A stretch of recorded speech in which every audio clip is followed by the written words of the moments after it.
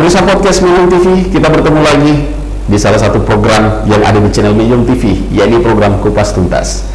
Seperti biasa, ini masih adalah rangkaian Kupas Tuntas kita untuk mengupas tuntas semua OPD yang ada di Kabupaten Wajo. Nah, seperti apa keseruannya dan bincang-bincang kita di hari ini? Saya tentunya sudah menghadirkan salah satu OPD yang ada di Kabupaten Wajo. Dari OPD manakah itu dan siapa bintang tamu kita, narasumber kita di hari ini? Jangan kemana-mana, sesaat lagi akan kita saksikan.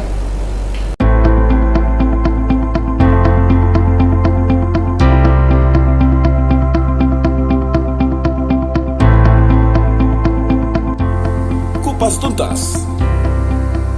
Assalamualaikum warahmatullahi wabarakatuh, pemirsa podcast Medium TV dimanapun Anda berada. Kita kembali lagi di channel Medium TV dan kali ini saya akan membawakan program Kupas Tuntas dan masih untuk mengupas tuntas seluruh OPD yang ada di Kabupaten Wajo khususnya. Siapakah narasumber saya di hari ini? Tentunya sudah hadir bersama kami di studio. Langsung saja saya menyapa pemirsa podcast Medium TV, yakni Bapak Dr. Andes Zainal Hayat MSI. Beliau adalah sekretaris Dewan Perwakilan Rakyat Daerah di Kabupaten Wajo. Assalamualaikum Pak Sekwan. Waalaikumsalam. Selamat siang dan salam sejahtera bagi kita semua. Dan terkhusus kepada pemirsa Medium TV. Siap Pak Sekwan. Bagaimana kabar Pak Sekwan? Ya, kabar baik. Alhamdulillah. Harus selalu fit. Harus selalu segar. Segar. Ya. Mantap Pak Sekwan. Pak Sekwan, kita ngobrol-ngobrol ringan. Ini adalah program Kupas Tuntasnya Medium TV. Ya. Jadi lebih kepada bagaimana kita mencerahkan mungkin khususnya di masyarakat Kabupaten Wajo. Peran apa yang dijalani oleh Sekretaris Dewan sejauh ini. Tentunya ini menyangkut seperti apa program kerja. Mungkin bahkan ada inovasi dan banyak lagi yang akan saya kupas tuntas satu persatu. Oke, baik. Namun sebelumnya Pak Sekwan, mungkin saya bisa digambarkan dulu profil dari Pak Sekwan ini. Mungkin sebelum sampai ke titik ini, sebelumnya Pak Sekwan ini seperti apa? Bisa diceritakan mungkin kepada kami Pak Sekwan. Silakan. Baik, terima kasih. Saya lahir di Sopeng pada 1 Januari tahun 1967. Ya. SD, SMP, dan SMA saya lalui di Sopeng. Yeah. Dan untuk lanjutannya kami melanjutkan pendidikan di Visipol Unhas. Oh iya. Jadi Fakultas Ilmu Sosial dan Ilmu Politik. Betul. Pada jurusan Ilmu Pemerintahan. Oh iya. Dan tahun 1996 saya sesungguhnya mengawali karir ya. Oh, iya. Diangkat sebagai calon pegawai negeri sipil. Ya. Berangkat dari PNS ini. Ya. Oh iya. Yang pada saat itu ditempatkan di provinsi pemerintah Provinsi Sulawesi Selatan. Dan untuk selanjutnya ditempatkan di Kabupaten Wajo. Oh, jadi dari Pemprov Sulsel langsung ke Wajo ya? Iya. Pada saat itu kita diharap berkarir dulu di kabupaten, tapi akhirnya lanjut terus ini. Iya.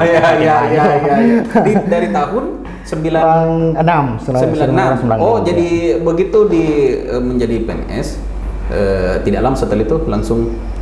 Ya, ditempatkan setelah PNS ditempatkan langsung di Kabupaten Wajo. Pada saat itu mengawali karir juga di bagian kepegawaian. Aplikasi PDAM Info merupakan aplikasi yang dihadirkan oleh PDAM Kabupaten Wajo untuk berkomunikasi dari pelanggan PDAM hingga masyarakat umum. Aplikasi ini dapat digunakan dengan cara mendownload melalui Google Play Store. Melalui aplikasi ini, pelanggan dapat melaporkan keluhan, mengetahui tagihan, serta melakukan transaksi pembayaran air setiap bulannya. Selain melaporkan keluhan terkait layanan, juga telah dilengkapi fitur pendaftaran bagi calon pelanggan yang ingin mengajukan menjadi pelanggan PDAM. Dengan berbagai fitur yang tersedia di aplikasi ini, diharapkan semakin memudahkan dan meningkatkan pelayanan PDAM, khususnya bagi pelanggan PDAM di Kabupaten Wajo. Assalamualaikum warahmatullahi wabarakatuh. KB masyarakat Kabupaten Wajo, khususnya pelanggan PDAM, Jika ingin membayar tagihan tak atau ada aduan mengenai air bersih PDAM, silahkan download aplikasi PDAM Info untuk memudahkan pembayaran tagihan serta aduan pelanggan. Terima kasih. Assalamualaikum warahmatullahi wabarakatuh.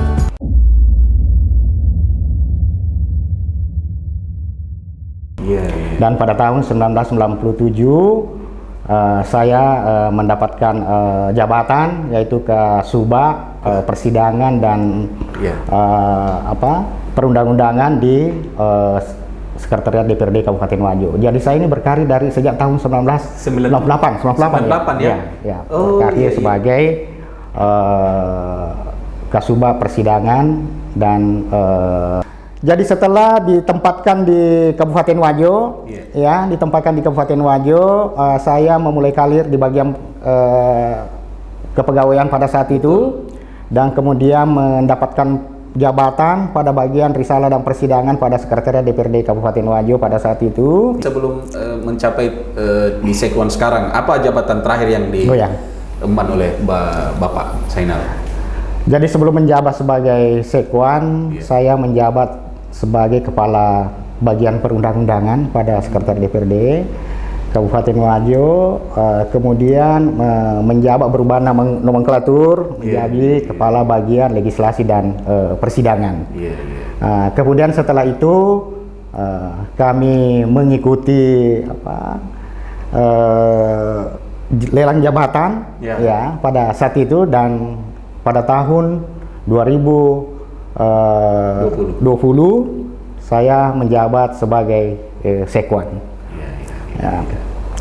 Dan sampai saat ini tentu kami melaksanakan berbagai kegiatan yang memang harus mensupport dan mendukung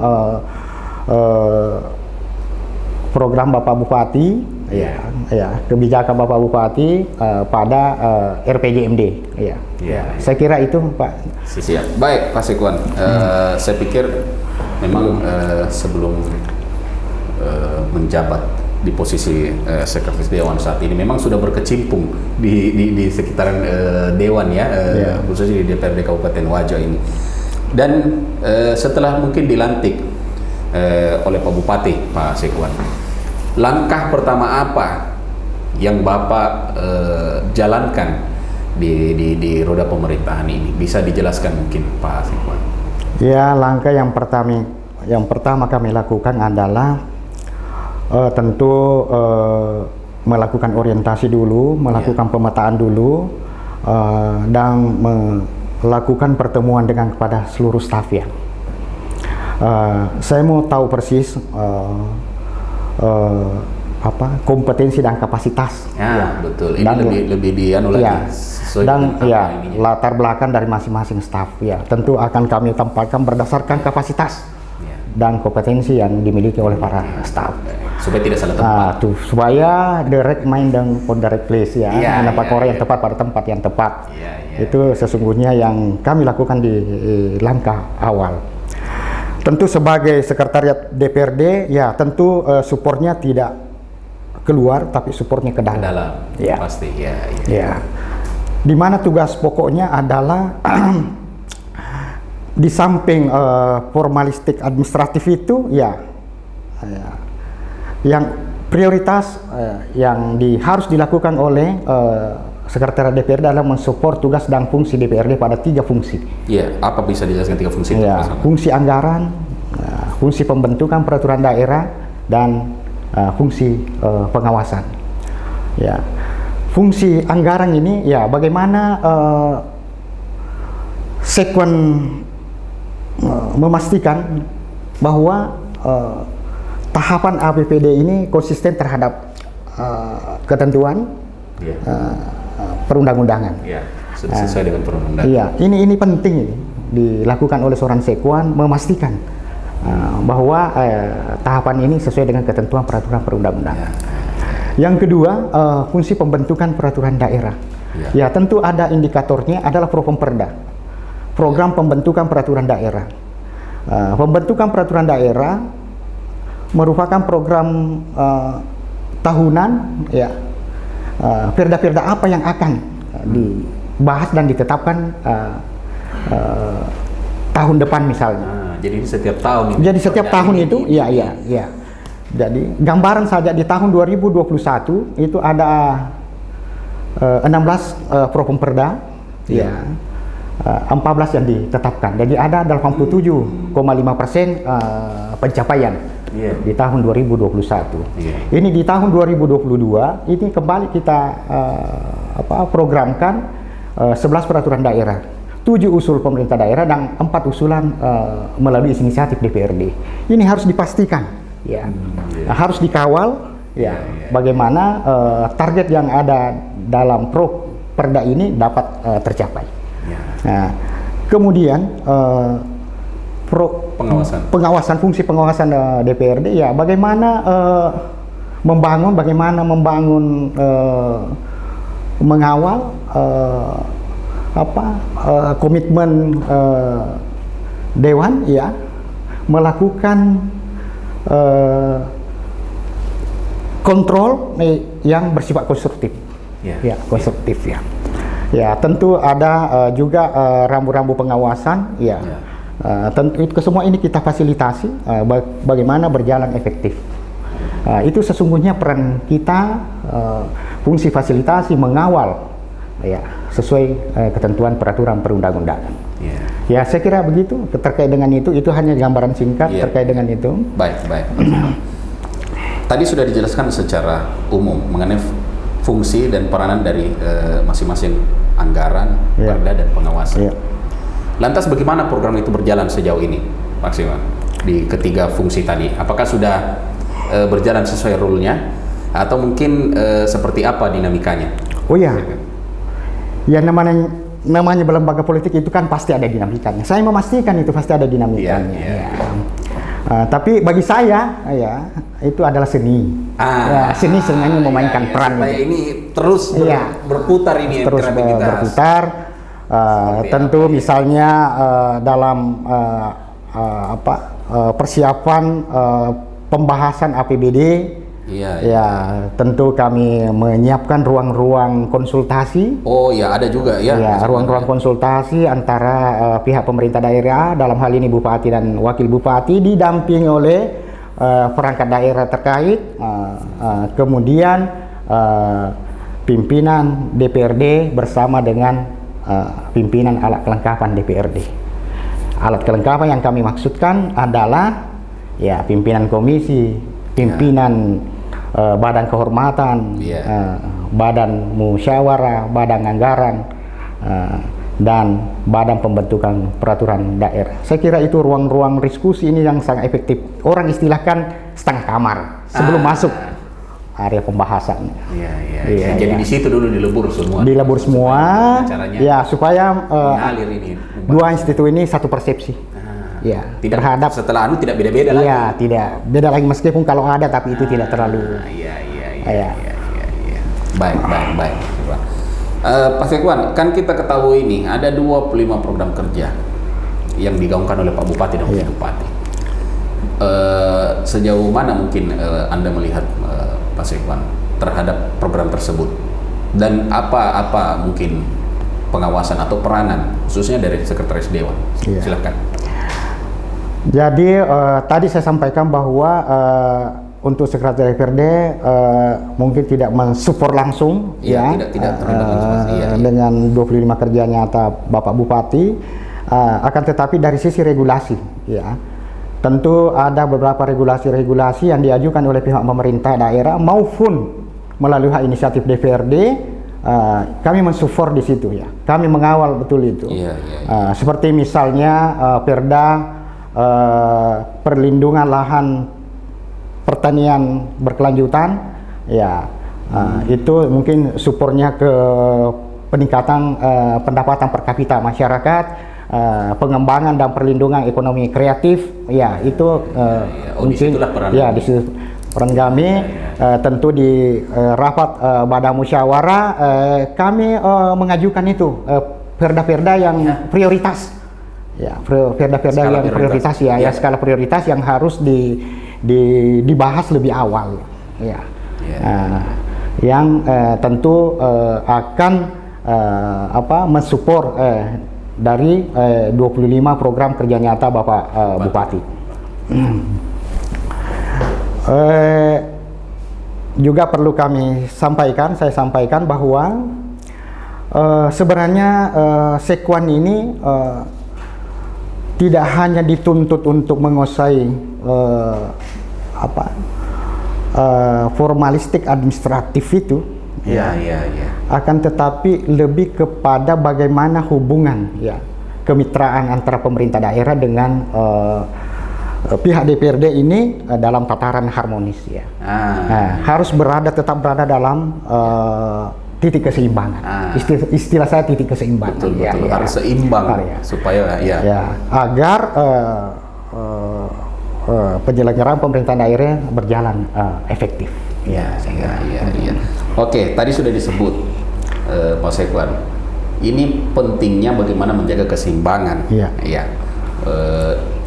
Lalu seperti apa yang dilakukan oleh Sekretaris Dewan ini untuk menjaga keseimbangan itu agar harmonisasi antara mungkin dari eksekutif dan legislatif ini peranannya ini seiring sejalan? Apa yang dilakukan oleh Pak Sekuan? Ya, tentu kalau saya melihat ada potensi-potensi yang yang bisa memungkinkan ada persepsi yang berbeda. Ya, tentu pertama kami lakukan melakukan komunikasi dengan pimpinan dewan, pimpinan alat kelengkapan, dan juga pimpinan fraksi untuk diberi ruang untuk kita bertemu dalam satu rapat rapat pimpinan dan rapat pimpinan alat kelengkapan untuk membahas itu dulu. Untuk mencari kata mufakat. Kata mufakat dulu. Kemudian saya biasa langsung menghadap Bapak Bupati supaya bisa bertemu. Ada ruang-ruang konsultasi di situ. Ada ruang coaching klinik. Itu apakah pihak DPRD yang mengundang atau pihak pemerintah daerah yang mengundang untuk satu muaranya satu persepsi, khususnya menjelang APBD misalnya, tentu program ini harus seiring dengan misalnya target-target pencapaian program Bupati dalam RPJMD tentu setiap tahun. Betul. Memasuki tahun pertama, tahun kedua, tahun ketiga, ini prioritas,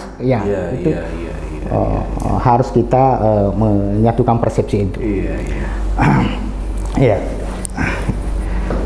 Lalu mungkin ada yang lain dari itu, Pak Sekuan, bagaimana selain mungkin kalau ada terjadi mispersepsi, mungkin yang ditemui selain itu apalagi yang biasanya supaya harmonisasi ini lebih lengket lagi antara eksekutif legislatif?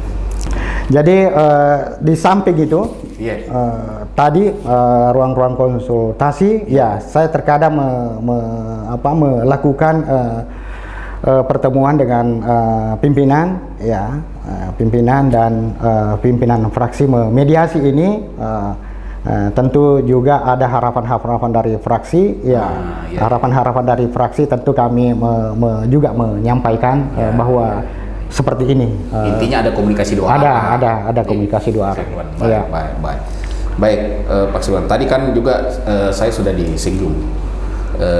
Pastinya ada dinamika selama mungkin Pak Sekuan menjalankan perannya ini.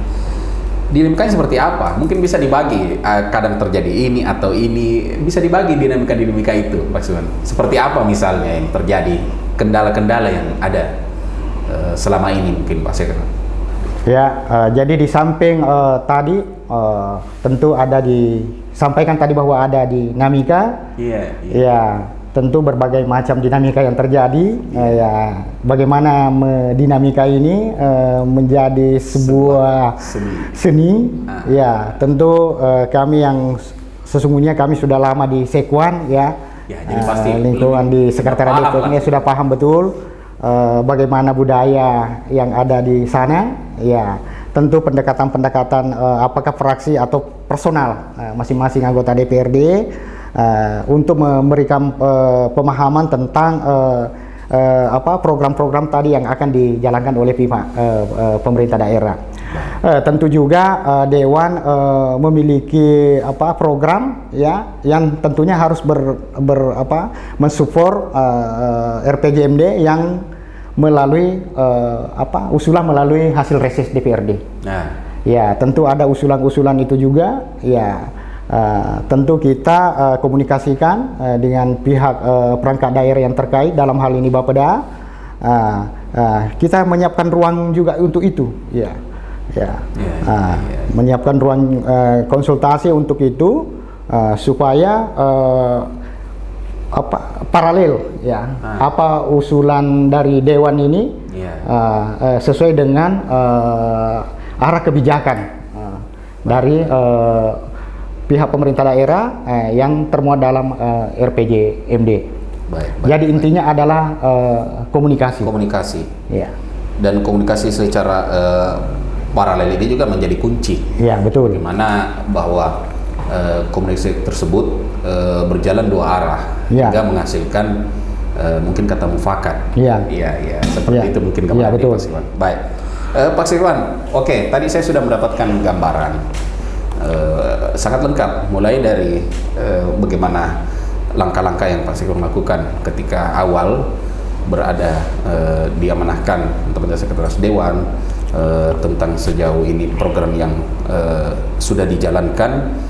Juga tadi sudah saya singgung bagaimana mungkin fungsi pengawasan terhadap ke-25 program kerjanya Pak Bupati Wakil Bupati. Mungkin ada yang ingin disampaikan Pak Sirwan secara keseluruhan. Mungkin ada semacam harapan ke depan yang ingin Pak Sekwan sampaikan. Saya persilahkan. Ya, tentu kami berharap ya target pencapaian program Bupati pada RPJMD ya tuntas di akhir masa jabatan. RPJMD dan semua berjalan. Dan semua berjalan. Tentu kami dari pihak DPRD yang Sekretariat DPRD mengambil peran sebagai support team, tentu akan mengawal, memfasilitasi, dan melakukan komunikasi dengan pihak DPRD dan melalui pimpinan alat kelengkapan. Tentu harapan kita Pak Bupati dalam menjalankan programnya mendapat support dari pihak DPRD. Tentu juga kepada seluruh masyarakat Kabupaten Wajo ikut mendukung program dari Bapak Bupati. Ke-5 program kerja nyata Bapak Bupati akhirnya bisa terpenuhi, tercapai sampai tahun 2024. Baik Mas Sirwan. Saya tadi lupa menyinggung, sejauh ini adakah mungkin inovasi-inovasi yang dilakukan oleh Sirwan? Saya pikir ini kan sekarang kita sudah berbasis digital. Mungkin ada semacam layanan yang dihadirkan sejauh ini. Silakan Mas Sirwan. Oh ya, era sekarang kan era digital. Ya pasti. Kami di DPRD ada 2 inovasi. Bagaimana masyarakat mendapatkan akses yang lebih mudah untuk berinteraksi dengan pihak DPRD. Yang namanya wakil rakyat tentu pasti bersentuhannya langsung dengan bersentuhan langsung dengan wakil rakyat ada ke rakyat juga. Seperti apa inovasi itu? Kami ada layanan yang namanya serapan aspirasi ya. Serapan aspirasi. Serasi. Berbasis digital, jadi akses masyarakat untuk mendapatkan untuk menyampaikan aspirasinya itu melalui aspirasi tanpa harus datang ke DPRD. Berarti serasi ini di-download? Iya. Di aplikasi? Di aplikasi. Store, ada diawali dengan registrasi yang akan menyampaikan aspirasi melalui serasi DPRD Wajo Kap .go.id. Semua masyarakat bisa mengakses. Semua bisa mengakses. Apalagi pada saat pandemi kemarin, betul. Ya. Kita dilarang untuk bagaimana cara mengurangi untuk jangan sampai membentuk kerumunan.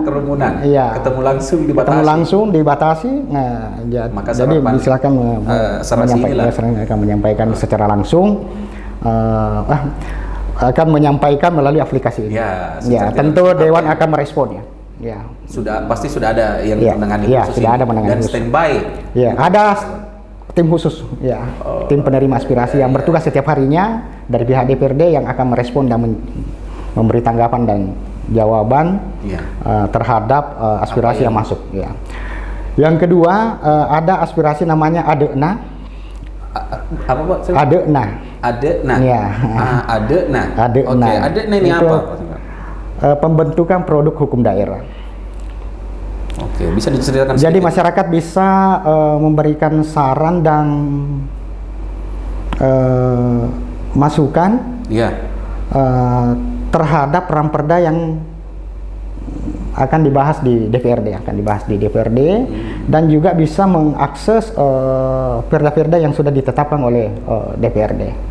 Karena perda ini harus kita sebarluaskan, ramperda yang sedang berproses di DPRD harus kita menyebarluaskan ke masyarakat, publik, agar jangan sampai nantinya ada resistensi publik ya terhadap ramperda karena kurangnya sosialisasi. Ya, tentu dengan aplikasi ini masyarakat bisa mengakses dan memberikan masukan dan saran terhadap ramperda yang tengah dibahas oleh pihak DPRD. Oh iya. Jadi masyarakat juga dapat mengetahui dari aplikasi ADENA ini. Iya, masyarakat bisa mengetahui perkembangan apa yang terjadi dalam proses pembentukan peraturan daerah di DPRD. Oke, baik. Jadi dua inovasi ini, Serasi dan ADENA, inilah yang coba digaungkan oleh DPRD, di mana menghadirkan komunikasi tanpa sekat dan lebih aktual karena langsung bisa disampaikan lewat aplikasi itu. Sejauh ini sudah berjalan efektif? Ya, sudah berjalan. Sejauh ini ada pasti sudah ada ya yang ini menyampaikan. Sudah ada yang menyampaikan, tapi saya melihat saya tidak kenapa masyarakat sebenarnya lebih adem kalau ketemu langsung. Iya, ketemu langsung dengan dia. Iya. Mungkin psikologinya itu beda ketika kita ketemu langsung seperti ini dengan. Iya, padahal kalau melalui aplikasi kan murah, efektif, cepat juga diketahui titik masalah seperti apa. Terlayani juga, karena ini ada tim yang ditugasi khusus, yang namanya tim aspirasi yang bertugas setiap hari yang akan merespon cepat terhadap aspirasi yang masuk ke pihak DPRD. Tentu akan dikoordinasikan dengan leading sektor masing-masing OPD dan terkait dengan aspirasi yang masuk. Baik. Jadi tim yang menangani ini, tim khusus inilah yang menjadi juga bagaimana menjembatani aspirasi yang masuk betul-betul sesuai masuk dan langsung dieksekusi ketika ada misalnya masalah begitu ya. Tidak langsung menunggu tidak harus menunggu langsung dieksekusi bagaimana? Langsung dieksekusi. Oke. Saya pikir inilah harapan masyarakat Wajo, bagaimana caranya memaksimalkan kedua aplikasi yang ada dilahirkan, Serasi dan ADENA. Oke, baik Pak Sekwan, saya ada dapat info bahwa Pak Sekwan juga ini menjadi ketua Asdeksi Sulawesi Selatan. Bisa dijelaskan apa Asdeksi ini, Pak Sekwan?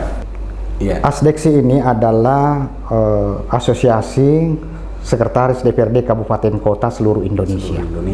Ya, kepengurusannya ada Dewan Pimpinan Nasional, ada Dewan Pimpinan Daerah yang namanya Korda. Oh iya. Organisasi ini dibentuk sebagai forum koordinasi, forum konsultasi. Karena sesungguhnya Sekwan ini adalah perangkat daerah yang fenomenal. Mengapa fenomenal? Karena secara teknis administratif bertanggung jawab kepada Bupati melalui sekretaris daerah, tapi secara teknis operasional bertanggung jawab kepada pimpinan DPRD.